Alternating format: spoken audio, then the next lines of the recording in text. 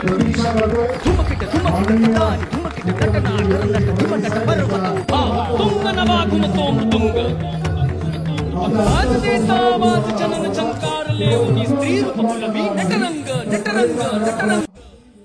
तब्बल 2 वर्षांनंतर आज केशवराव भोसले नाट्यगृहाचा लोकार्पण सोहळा जो आहे तो आता पूर्ण झालेला आहे.